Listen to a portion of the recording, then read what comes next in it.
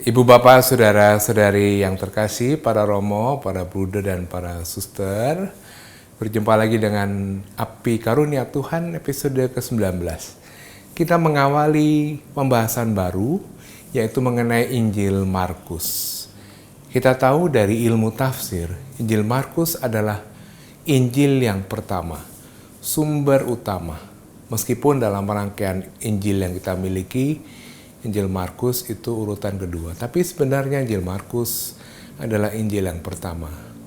Bahan-bahan dari Injil Markus digunakan oleh Injil Matius dan Lukas untuk dikembangkan lebih jauh. Sangat menarik bagaimana memahami Injil Markus sebagai Injil dari komunitas umat Yahudi yang pertama-tama mengikuti Yesus, yang mau mulai mengembangkan iman Kristiani. Karena itu selamat mendengarkan, selamat merenungkan, dan selamat berdoa.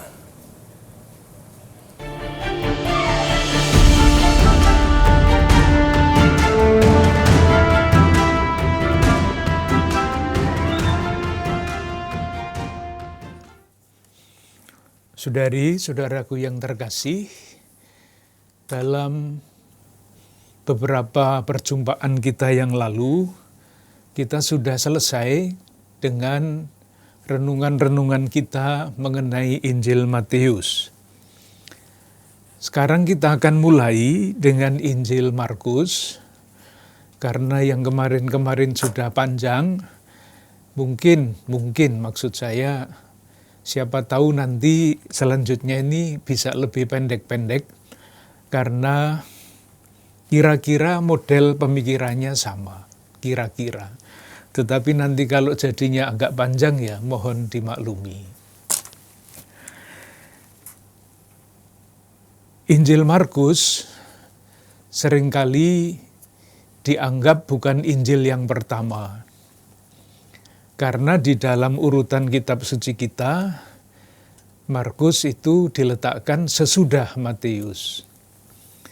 Padahal menurut ilmu tafsir, Injil yang pertama adalah Injil Markus, yang paling pendek di antara keempat Injil, dan kemudian Injil Markus itu digunakan oleh Matius dan Lukas untuk menyusun Injilnya. Berdasarkan Injil Markus, mereka mengembangkan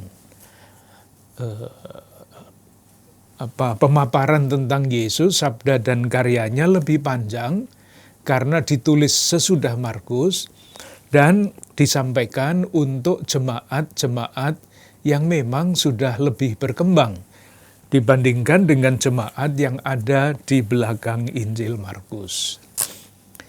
Oleh karena itu, Injil Matius yang kita sudah pelajari itu 28 bab, Injil Markus hanya 16 bab. Nah, mempelajari semacam ringkasan, karena yang panjang sudah kita pelajari, sekarang ringkasannya. Tapi mungkin juga di dalam ringkasan itu kita menemukan hal-hal yang tidak terdapat di dalam Injil Matius. Catatan yang pertama, kalau nanti kita membaca Injil Markus dan mencoba untuk mendalaminya, tujuan kita sama. Tidak untuk menafsirkan teks kitab suci sebagai suatu ilmu, tetapi membiarkan hidup kita ditafsirkan oleh sabda Tuhan, sebagaimana sudah kita lakukan ketika kita merenungkan Injil Matius. Namun, tidak begitu saja mudah untuk membiarkan diri kita ditafsirkan oleh sabda Tuhan. Maka pertanyaan pertama yang harus dijawab adalah, Tuhan yang seperti apa yang bersabda kepada kita? Sama kan? Kita mencoba mencari gambar Allah, faham Allah yang seperti apa yang terdapat di balik tulisan Markus ini. Dan baru kemudian yang kedua, kita juga bertanya, pribadi manusia beriman macam apa yang tercermin di dalam berbagai macam kisah entah itu pengajaran, entah itu mukjizat, entah itu kisah-kisah yang lain. Mengapa itu menjadi sangat penting? Alasannya sederhana dan saya sudah sampaikan berkali-kali sejauh saya ingat di dalam pembicaraan-pembicaraan kita. Alasan yang utama adalah pengertian atau faham kita tentang Allah itu sangat berpengaruh, bukan hanya sekedar konsep pengertian, tetapi berpengaruh di dalam pilihan-pilihan kita, di dalam perilaku kita. Saya mengambil contoh. Saya membawa buku ini, buku kuning ini, ensiklik Paus Benediktus ke-16, tanggal 25 Desember 2005, pas hari Natal. Judulnya adalah Deus Caritas Est, Allah adalah kasih. Mengapa Paus Benediktus pada awal masa pontifikatnya sebagai paus menulis ensiklik ini? Saya bacakan jawabannya ada pada nomor 1 bagian pendahuluan. Ini nanti yang menjadi alasan bagi kita untuk melihat betapa pentingnya pengertian dan faham kita tentang Allah dan tentu nanti tentang Yesus Kristus. Saya baca. Dalam dunia, di mana nama Allah kadang-kadang dikaitkan dengan balas dendam, atau bahkan kewajiban akan kebencian dan kekerasan, pesan ini amat aktual dan mengena. Maka dari itu, dalam ensiklik kami yang pertama, kami ingin berbicara tentang Allah, tentang kasih yang dianugerahkan Allah kepada kita dan yang harus kita teruskan kepada sesama. Dengan demikian sudah dimaklumkan kedua bagian besar tulisan ini yang saling berkaitan dengan erat. Moga-moga maksudnya jelas. Jadi pada waktu Paus menulis ensiklik ini, kita semua tahu ada banyak bom meledak. Ada banyak terorisme disebar. Dan ledakan-ledakan bom serta terorisme itu sebagian dilandaskan, disebabkan atau dengan alasan keagamaan. Mungkin agama yang dijadikan alat untuk tujuan politik. Tetapi bagaimanapun juga balas dendam, kebencian, pembunuhan, kekerasan atas nama Allah itulah yang dikatakan oleh Paus. Kok bisa masa Allah menjadi landasan untuk balas dendam? Masa iya seperti itu? Nah, di tengah-tengah faham seperti itulah Paus Fransiskus selama masa pontifikatnya dari tahun 2005 sampai 2013 memperkenalkan, mengajak kita semua murid-murid Yesus untuk sampai kepada pemahaman dan pengertian dasar bahwa Allah adalah kasih. Nah, kalau Allah adalah kasih tidak mungkin menjadi landasan atau inspirasi atau apapun namanya untuk melakukan kekerasan, balas dendam, bahkan perang dan konflik. Kita juga akan melihat di dalam Injil Markus, Allah seperti apa yang diperkenalkan oleh Markus, sehingga nanti kita dapat mengambil sikap kalau Allah itu seperti itu. Pasti ini bukan masalah pendapatnya Markus, tetapi ini adalah perwahyuan diri Allah yang ditangkap dan kemudian dirumuskan di dalam Injil ini. Itu kalau kita mau melihat secara konseptual bahwa faham dan pengertian tentang Allah menjadi sangat penting. Atau kalau lebih sederhana, di dalam praktek gereja sekarang ini, ada dua istilah yang dapat mengungkapkan faham dan pengertian Allah yang berbeda. Misalnya, salah satu sakramen di dalam gereja adalah sakramen tobat. Sakramen tobat, rekonsiliasi. Tetapi kan ada yang menggunakan istilah pengakuan dosa. Lihat, ada dua istilah yang berbeda. Satu mengaku dosa, dan yang kedua menerima sakramen tobat, rekonsiliasi.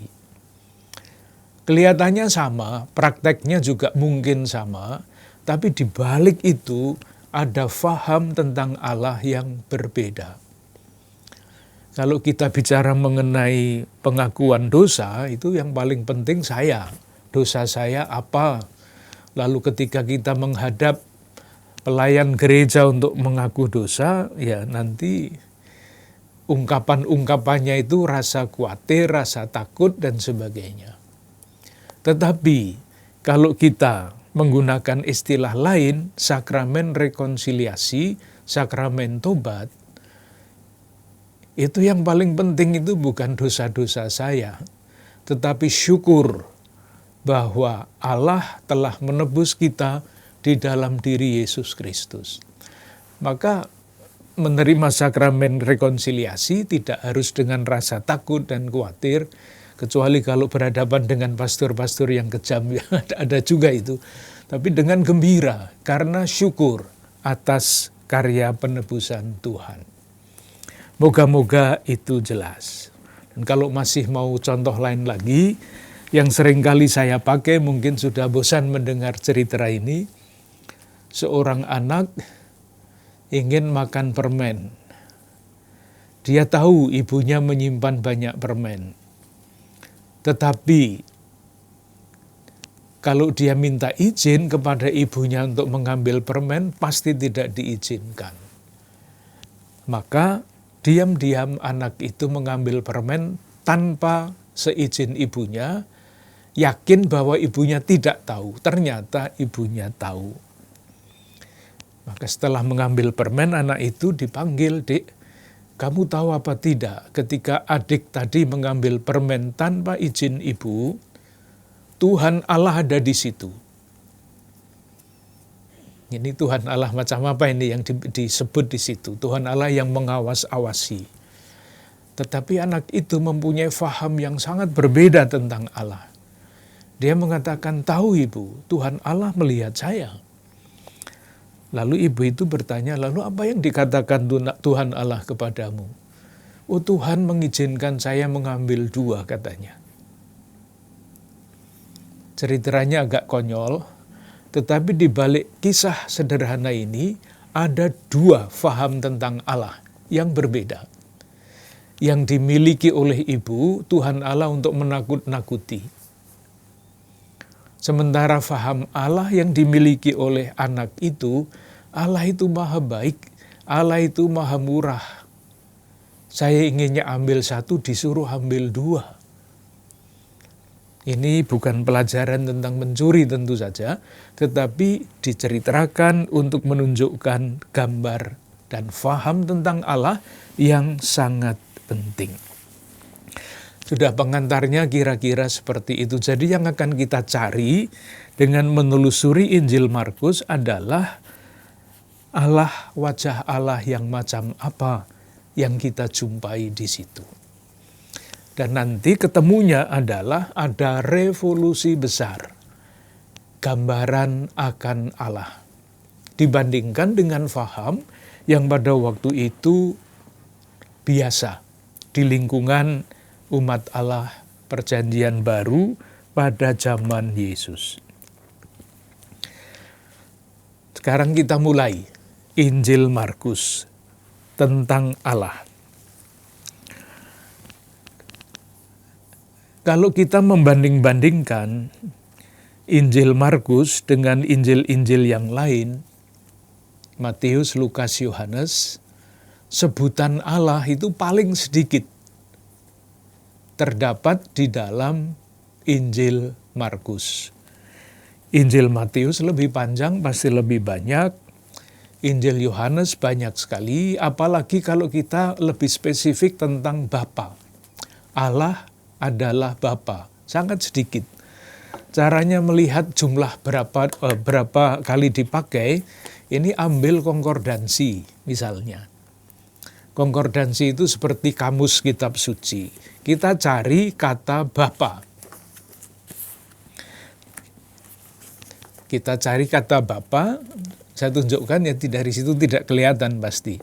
Di dalam Injil Markus, menurut ini namanya konkordansi Alkitab, itu sebutan Bapa hanya 1, 2, 3, 4 kali.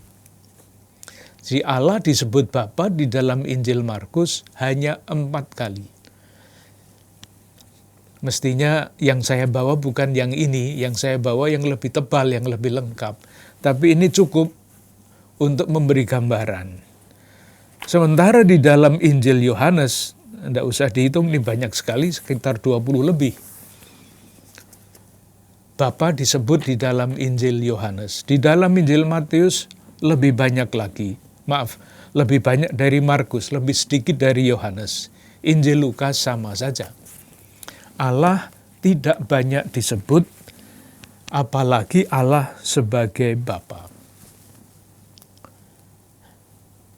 Contoh lain, di mana Injil Matius dan Injil Lukas menyebut Allah itu Bapa.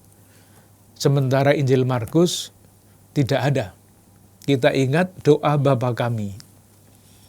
Doa Bapa kami itu hanya ada di dalam Injil Matius dan Lukas. Di dalam Injil Markus tidak ada. Sementara yang penting di dalam Injil Matius dan Lukas, Allah itu dalam doa itu disebut sebagai Bapa. Bapa kami yang di surga. Dan sebagainya. Ada banyak hal yang di dalam Injil Matius kita jumpai, di dalam Injil Markus tidak kita jumpai. Misalnya Allah yang menyelenggarakan kehidupan sehingga kita tidak perlu khawatir. Bapamu di surga tahu apa yang kamu butuhkan. Itu tidak ada di dalam Injil Markus. Dan masih banyak lagi. Pertanyaannya yang harus dicoba dijawab adalah mengapa Injil Markus tidak banyak menyebut Allah, apalagi Bapa. Nah, ini jawabannya spekulatif. Tidak ada jawabannya di dalam Injil Markus. Markus tidak menulis, saya tidak banyak menyebut Allah karena ini tidak ada. Maka kita minta bantuan orang yang ahli membaca Injil Markus, mencoba menafsirkan mengapa di dalam Injil Markus sebutan Allah itu tidak banyak, apalagi sebutan Allah sebagai Bapa. Jawabannya ini. Yang pertama, mengapa Allah sebagai Bapa kurang disebut? Jawabannya ini. Sekali lagi ini spekulatif. Injil Markus itu ditulis dulu waktu Markus menulis Injil, intensinya tidak untuk kita. Tidak untuk pengikut-pengikut Kristus sekarang. Intensinya adalah untuk orang-orang dari latar belakang agama yang berbeda-beda yang ingin menjadi pengikut Kristus. Baru ingin, belum menjadi pengikut Kristus. Sekarang namanya katekumen. Jadi Injil Markus seringkali disebut Injil untuk para katekumen, calon baptis. Sementara gambaran Allah sebagai Bapa itu adalah untuk orang-orang yang sudah percaya kepada Kristus, yang sudah masuk di dalam iman Kristiani, sehingga mampu menyebut Allah sebagai Bapa. Sampai sekarang kan, kalau kita membandingkan doa-doa agama-agama yang berbeda-beda, yang paling banyak menyebut Allah sebagai Bapa, pasti adalah orang-orang Kristiani. Yang lain-lain tidak, karena memang beda. Allah disebut Bapa di dalam lingkungan tertentu, karena faham tentang Allah yang diperkenalkan oleh Yesus Kristus di dalam doanya, di dalam sabda dan karyanya. Sementara di luar itu tidak disebut Bapa. Kalau Maha Kuasa iya, kalau Pencipta iya, Penyelenggara iya, tapi Allah sebagai Bapa adalah boleh dikatakan sebutan pengalaman akan Allah khas Kristiani. Nah, karena Markus itu menulis untuk orang-orang yang belum percaya kepada Kristus, maka menggunakan sebutan menyebut Allah sebagai Bapa hampir tidak ada artinya, atau bahkan menjadi batu sandungan. Itu alasan yang pertama mengapa sebutan Bapa kurang. Yang kedua, ya ini mungkin lebih lebih sulit untuk diikuti. Katekumen itu orang-orang yang ingin percaya kepada Yesus, menjadi murid-murid Yesus, itu sudah biasa sekali dengan nama Allah, sudah sangat biasa. Pertanyaannya adalah, Allah macam apa yang mereka percaya itu? Moga-moga maksud saya jelas. Kalau belum jelas, diikuti saja kata-kata Santo Paulus, Rasul Paulus, untuk menunjukkan bahwa umat pada waktu itu, orang-orang pada waktu itu biasa dengan yang disebut Allah. Mungkin tidak dengan huruf kapital A besar, tetapi A kecil. Saya baca 1 Korintus bab 8 ayat 5. Kata-kata Rasul Paulus, dia menulis begini. Sebab sungguh pun ada apa yang disebut Allah. Di dalam teks kita, Allah itu A-nya huruf kecil dan diberi tanda petik. Baik di surga maupun di bumi. Nah, masa Allah ada di bumi itu kan lucu. Kalau di surga iya, tapi di bumi tidak.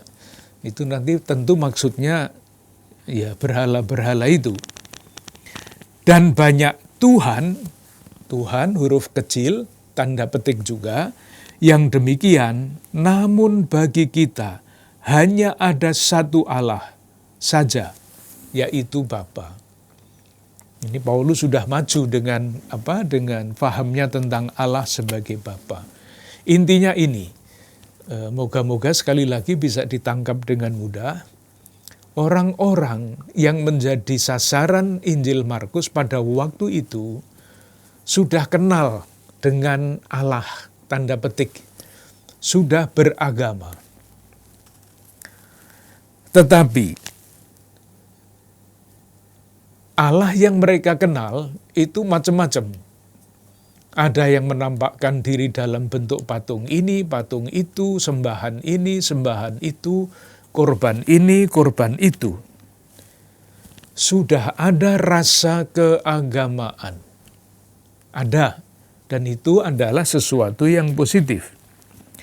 Tetapi perlu dikoreksi. Faham tentang Allah yang sudah lazim di dalam lingkungan orang-orang yang mau menjadi murid Kristus harus dikoreksi. Harus dilawan karena tidak sesuai dengan iman yang akan diperkenalkan oleh Injil Markus itu. Nah, kalau misalnya seandainya Markus itu terlalu banyak menggunakan kata Allah, jangan-jangan nanti Markus menulis Allah, yang dimaksudkan, yang ditangkap oleh umat itu bukan Allah yang mau diperkenalkan oleh Markus itu, tetapi yang ditangkap ya Allah-Allah yang mereka sembah di dalam ibadah-ibadah mereka sehari-hari. kemungkinan itu alasan kedua mengapa sebutan Allah tidak banyak dipakai, supaya tidak salah paham. Istilahnya, sebutannya sebisa mungkin diucapkan kalau kesempatannya tidak memungkinkan salah paham itu. Itu yang pertama, mengapa Markus tidak banyak menggunakan sebutan Allah. Bisa dicek di dalam konkordansi, cari kata Allah, daftarnya lengkap ada di situ, berapa kali dipakai oleh Yohanes, oleh Matius, oleh Lukas, dan oleh Markus. Itu yang pertama. Yang kedua,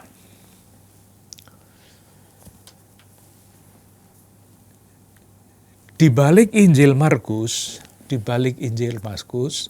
tentu ada latar belakang Perjanjian Lama mengenai atau faham mengenai sikap terhadap Allah. Dan asal-usulnya bisa kita tebak dengan mudah di lingkungan agama Yahudi. Dan yang paling mudah diikuti adalah di dalam Mazmur-Mazmur. Karena kita semua tahu, kita sudah mempelajari Mazmur dalam pertemuan yang dulu-dulu, boleh dikatakan salah satu tujuan dari kitab Mazmur, doa-doa Mazmur adalah mendidik perasaan yang benar terhadap Allah. Di hadapan Allah, manusia itu harus bersikap seperti apa? Dan paling mudah, jawabannya dicari di dalam kitab Mazmur. Moga-moga langkah ini jelas. Jadi yang pertama tadi, mengapa Allah dan Bapa kurang dipakai. Lalu sekarang yang kedua, meskipun demikian, di balik Injil Markus tetap ada latar belakang dari Perjanjian Lama. Ketika umat Allah Perjanjian Lama, orang-orang Yahudi dalam agama Yahudi mendoakan Mazmur, itu artinya pada dasarnya mereka itu sudah terdidik di dalam bersikap terhadap Allah. Perasaan-perasaan mereka ungkapkan terhadap Allah itu. Kalau mau melihat, misalnya kita ingat lagi ya yang pernah kita bicarakan, kita ambil misalnya di hadapan Allah yang paling, sikap yang paling dasar adalah memuji. Maka kita kenal Mazmur puji-pujian. Misalnya Mazmur 33. Bersorak-sorailah hai orang-orang benar dalam Tuhan, sebab memuji-muji itu layak bagi orang-orang jujur. Misalnya, lalu silahkan membaca sendiri. Di hadapan Allah orang menyerahkan diri. Salah satunya misalnya Mazmur 31. Padamu Tuhan aku berlindung, janganlah sekali-sekali aku mendapat malu, dan selanjutnya. Berlindung di hadapan Tuhan, itu kan keyakinan keagamaan yang paling dasar sebetulnya. Memuji, memohon, perlindungan, dan sebagainya. Lalu yang di sekitar-sekitar Mazmur 33, 31 itu ada Mazmur 34 yang namanya Mazmur syukur. Aku hendak memuji Tuhan pada segala waktu. Puji-pujian kepadanya tetap di dalam mulutku. Dan selanjutnya. Nah, sekarang mau kita lihat dengan dua langkah yang tadi. Apakah di dalam Injil Markus kita melihat aspek-aspek dari Allah yang paling dasar? Ini langkah berikutnya. Jadi Allah yang macam apa, yang tersirat meskipun tidak diucapkan secara eksplisit dengan nama Allah atau Bapa, tetapi yang tersirat di dalam beberapa ayat atau berbagai ayat yang berbicara tentang Allah secara tidak langsung. Sifat-sifat Allah yang macam apa yang ingin diperkenalkan oleh Markus secara tidak langsung, supaya komunitas yang membaca Injil Markus, yang mendengar pewartaan Markus, semakin mengenal Allah dan semakin kedua dekat dengan Yesus yang mewahyukan Allah. Nah, sekarang kita lihat ayat-ayatnya. Hanya daftar-daftar ayat saya tunjukkan, lalu nanti kita coba lihat Allah yang macam apa yang ada di balik ayat-ayat ini. Yang pertama, misalnya, kita baca Injil Markus bab 1 ayat 2.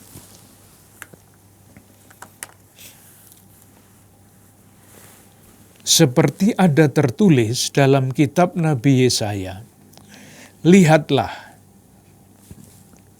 aku menyuruh utusanku mendahului engkau. Ia akan mempersiapkan jalan bagimu.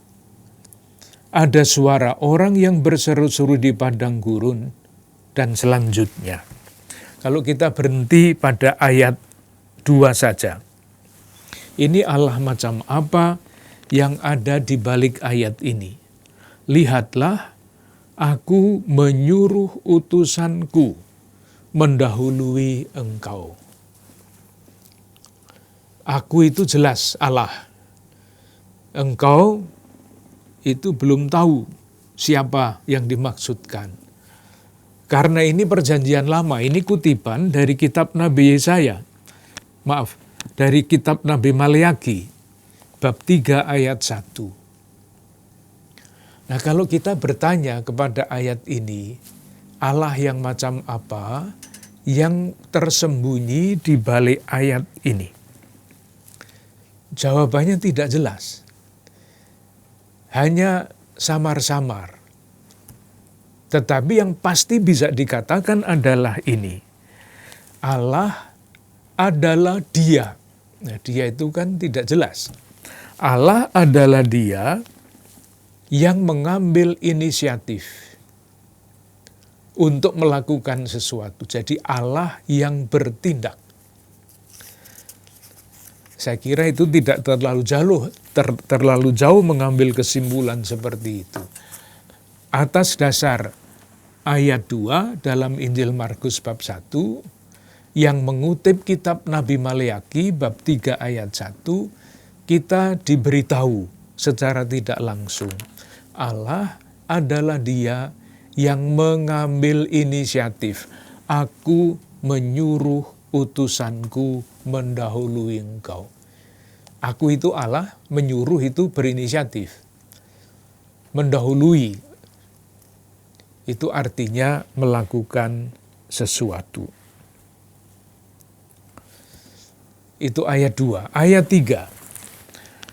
Ada suara orang yang berseru-seru di padang gurun, persiapkanlah jalan untuk Tuhan, persiapkanlah jalan untuk Tuhan, luruskanlah jalan baginya. Ini lanjutan dari ayat 2. Maksudnya apa? Maksudnya karena Allah itu akan melakukan sesuatu, maka Ia akan datang. Kalau tidak datang kan tidak jadi melakukan sesuatu. Maka dikatakan di situ ada suara orang yang berseru-seru di padang gurun, persiapkanlah jalan untuk Tuhan.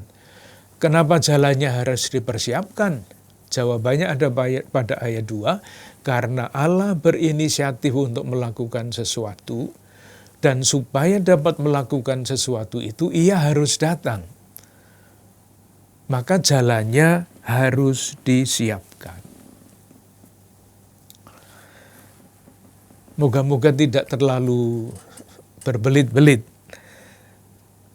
Mungkin kalau kita membaca kitab suci sendiri, kita tidak berpikir akan sampai ke situ itu. Maka kita mencoba belajar dari ayat-ayat ini, kira-kira kita bisa sampai kemana. Nah, kapan Allah itu datang? Bab 1 ayat 10.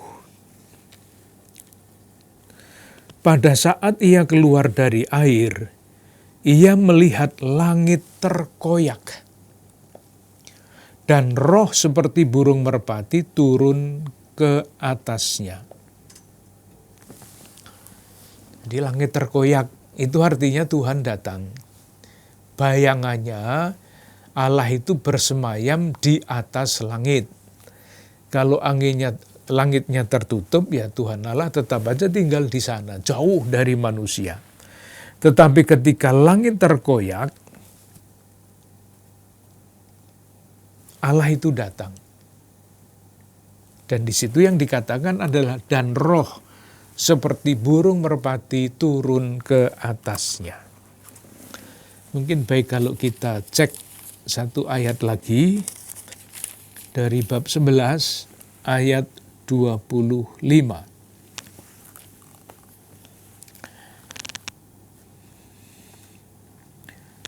Dan jika kamu berdiri untuk berdoa, ampunilah dahulu sekiranya ada barang sesuatu dalam hatimu terhadap seseorang, supaya juga Bapamu yang di surga. Nah, tadi kan surga, langit terkoyak. Yang di surga itu siapa? Yang di atas langit itu siapa? Menurut bab 11 ayat 25, itu Bapa.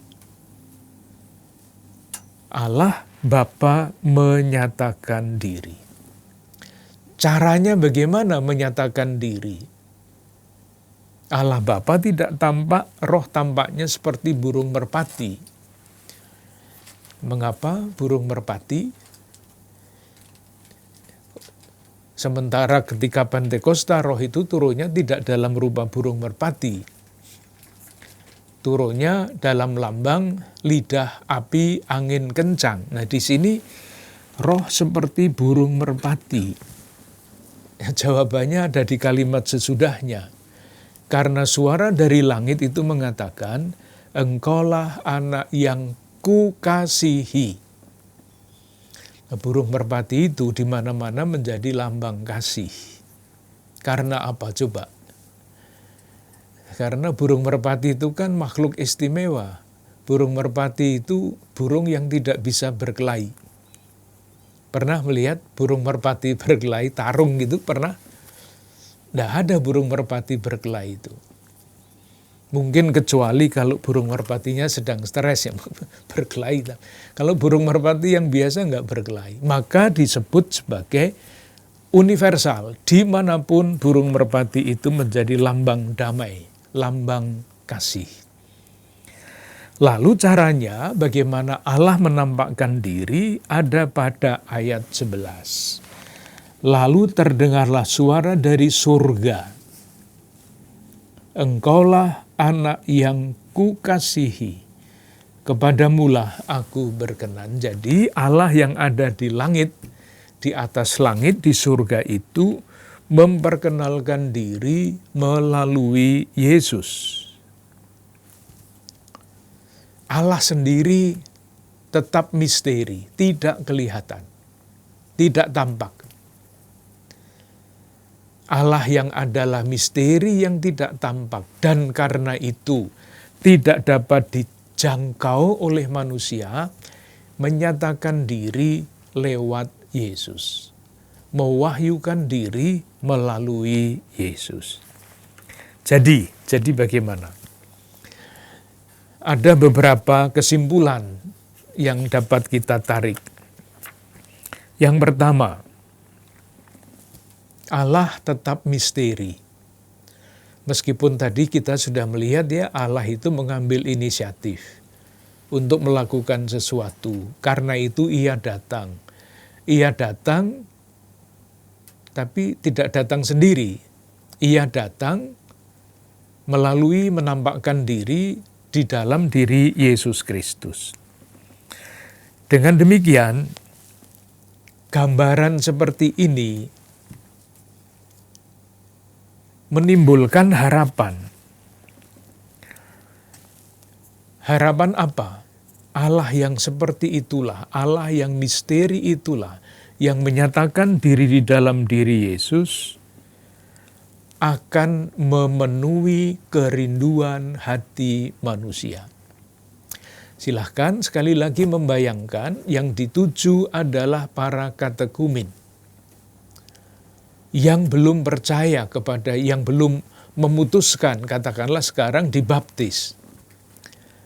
Silahkan membayangkan katekumen itu kalau datang rajin, ikut pelajaran dan sebagainya, itu alasan yang paling dasar dan seringkali tidak disadari dan tidak perlu disadari, tetapi pasti ada, adalah kerinduan. Kerinduan hati untuk sungguh-sungguh dapat percaya kepada Tuhan, kerinduan hati yang memenuhi dirinya. Coba nanti kalau mau mengecek perasaan para katekumen itu seperti apa, bisa menjumpai seorang katekumen, meskipun tidak eksplisit mengatakan, tapi di dalam dirinya pasti ada pengharapan. Jadi dari satu pihak Allah itu tampil sebagai misteri yang tidak bisa ditangkap. Kita atau para katekumen, para calon percaya itu terus berusaha dididik untuk semakin memahami siapa Allah yang misteri itu. Itulah yang menimbulkan kerinduan, dan kerinduan itu menimbulkan harapan, dan harapan itu menimbulkan semangat. Itu langkah yang pertama, memperkenalkan Allah. Yang lain-lain tadi pendahuluan, tapi langkah yang pertama adalah memperkenalkan Allah. Langkah berikutnya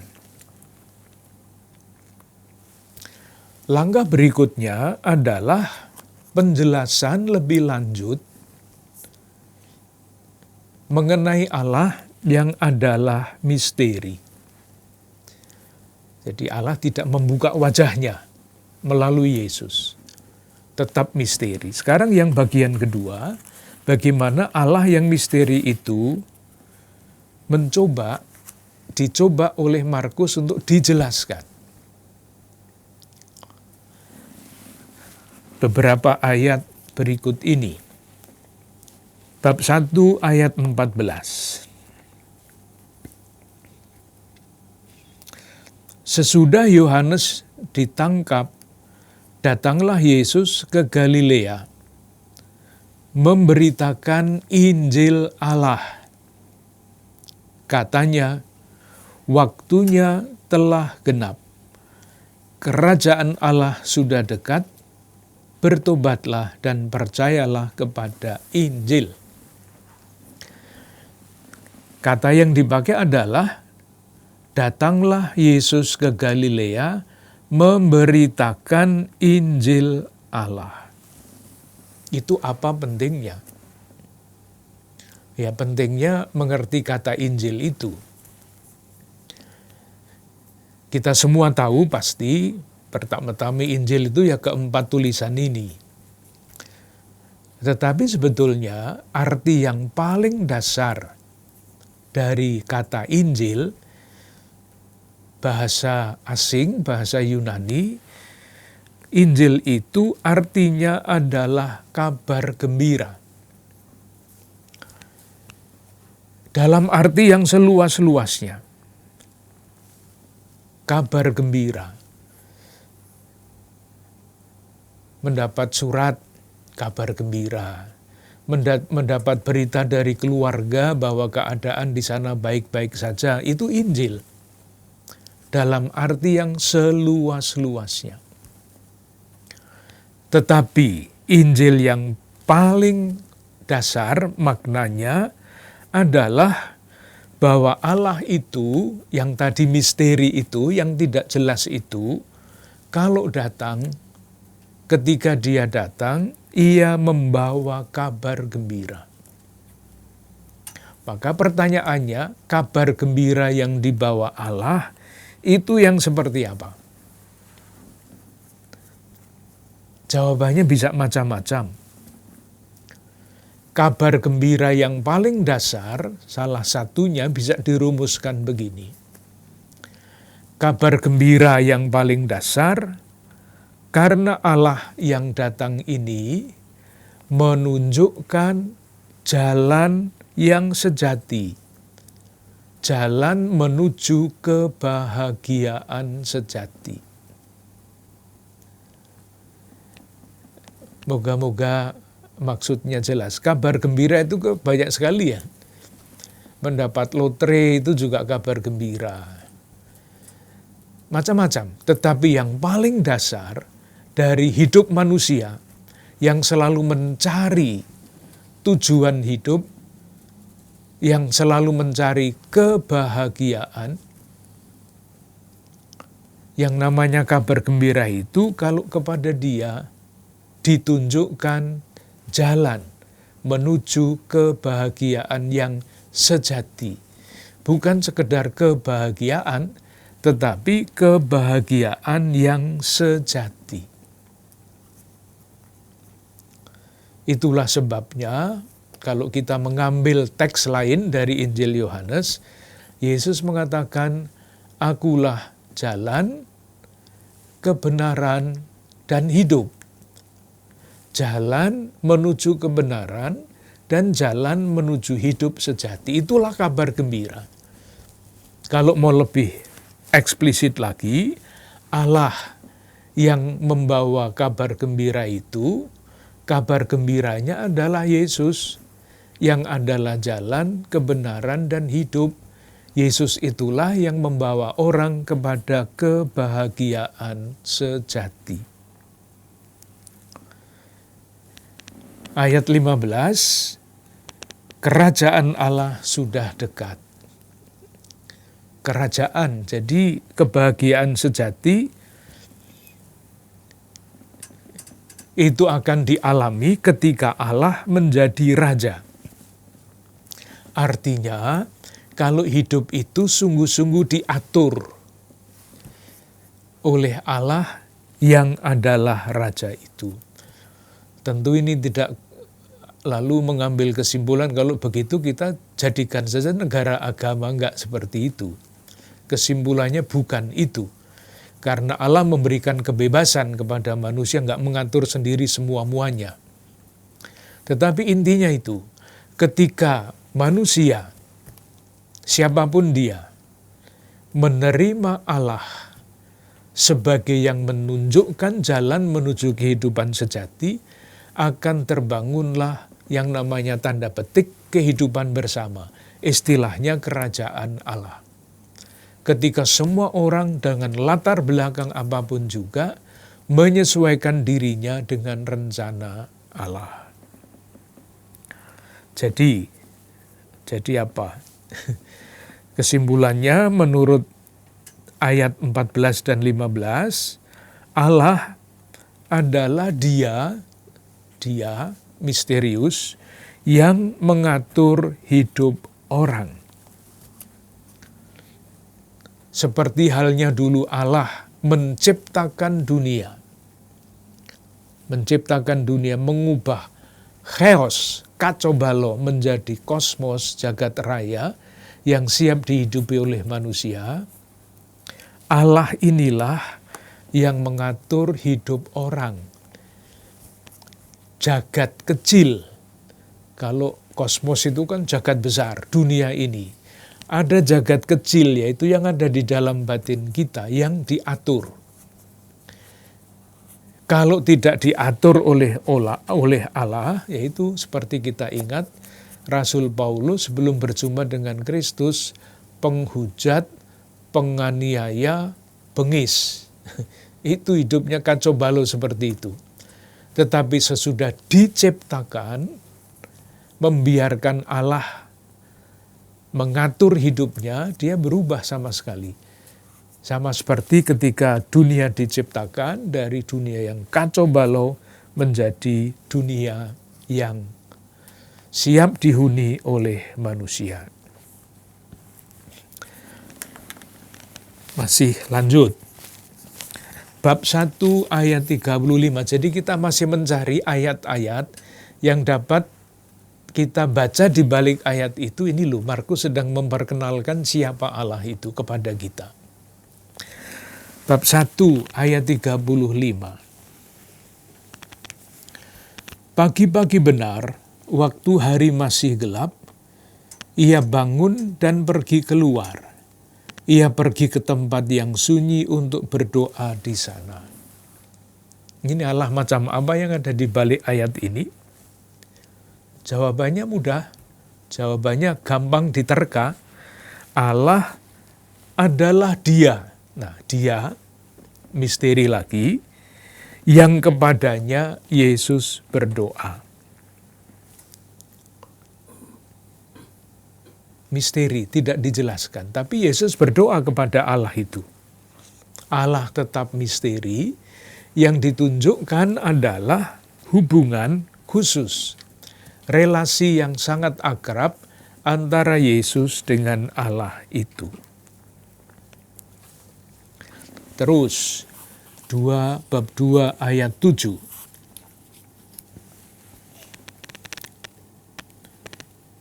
Bab 2 ayat 7.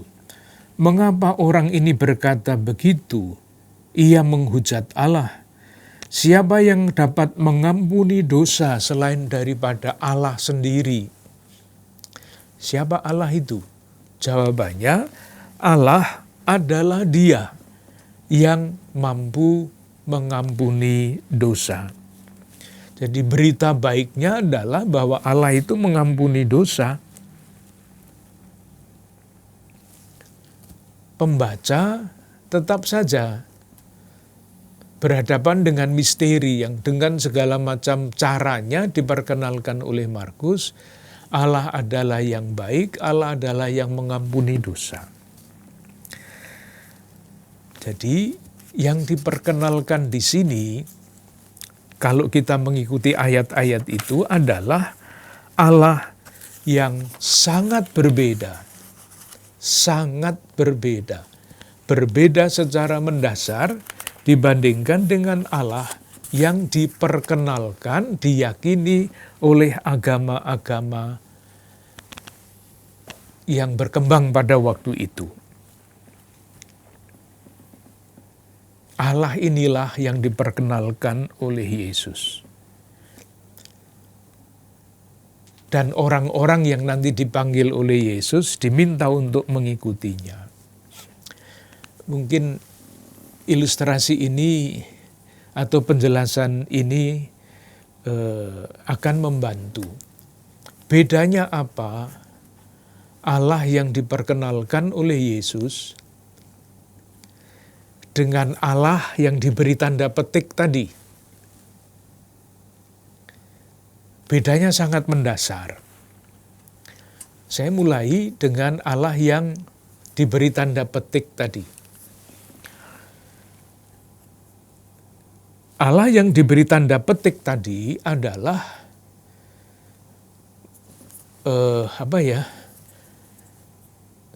kekuatan yang tidak bisa dipahami oleh manusia. Tetapi sering digambarkan dengan cara yang aneh. Misalnya, manusia tidak bisa menjelaskan. Saya ambilkan contoh ya. Kalau di kita misalnya, Allah dalam tanda petik. Mengapa di perempatan jalan sering terjadi kecelakaan? Kecelakaan kan terjadi. Orang yang berpikir dengan latar belakang agama yang asli tadi, agama yang entah bagaimana itu, akan berpikir karena Allah, tanda petik, huruf A kecil, yang ada entah di mana, itu iri dengan manusia, tidak suka dengan manusia. Gambarannya seperti itu. Nah, Allah atau ilah yang seperti itu, yang tidak suka dengan manusia itu, hatinya bisa dilunakkan. Caranya melunakkan bagaimana? Dengan upacara. Upacaranya apa? Sesaji. Maka jangan heran kalau sampai sekarang di beberapa tempat di masyarakat kita masih melihat sesaji-sesaji di perempatan-perempatan jalan. Untuk apa? Yaitu supaya ilah-ilah yang marah karena entah apa kepada manusia itu, dengan sesaji itu hatinya dilunakkan. Sehingga di situ tidak terjadi kecelakaan lagi. Itu cara berpikir yang paling kuno sebetulnya.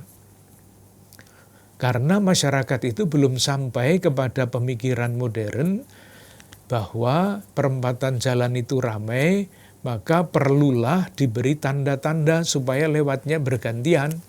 Belum berpikir sampai di situ. Atau mengapa daerah antara sungai Efrat dan Tigris itu sering banjir.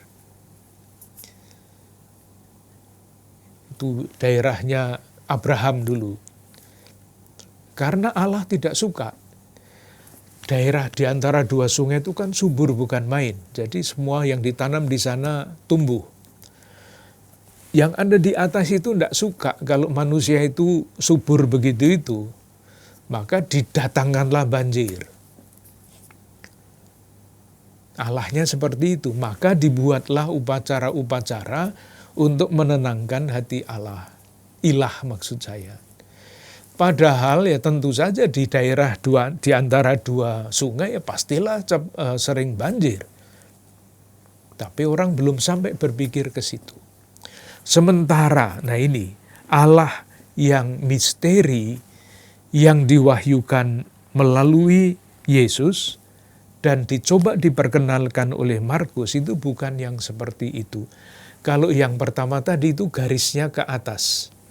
Pertama ke atas, manusia menjinakkan ilah-ilah itu, dan caranya menjinakkan bagaimana? Dengan upacara.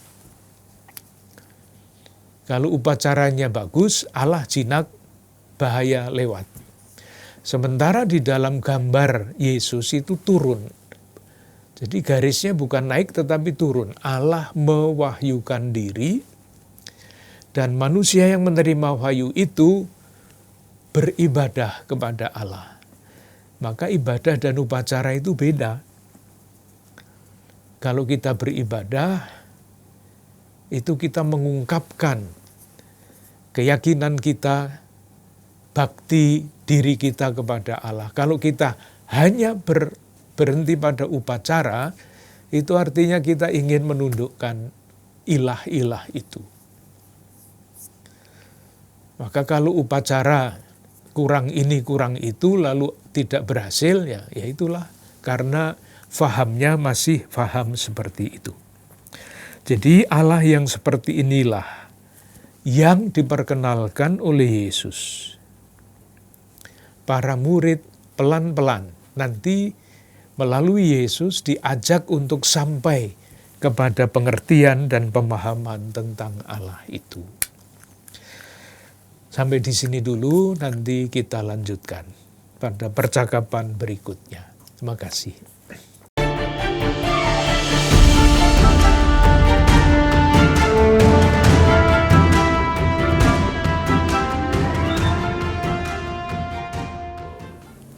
Saudara-saudari yang terkasih, sungguh menarik bagaimana Injil Markus memberikan pemahaman, penghayatan, gagasan mengenai Allah. Memang tidak menjadi Allah yang disebut sebagai Bapa, tapi Allah sebagai yang misteri. Pemahaman Allah yang misteri menimbulkan kepada seluruh umat harapan, keyakinan Allah yang menyertai. Saudara-saudari yang terkasih, karena itu semoga perjalanan hidup kita diberi rahmat ketekunan untuk dapat semakin menghayati misteri keilahian, mewujudkan dalam hidup sehari-hari, dan menjadikan kita pewarta kabar gembira. Kita mohon berkat Tuhan untuk itu. Semoga Allah yang Maha Kuasa mencurahkan bimbingan, perlindungan, dan berkat-Nya kepada kita semua, Bapa, Putra, dan Roh Kudus. Amin. Sampai jumpa, terima kasih.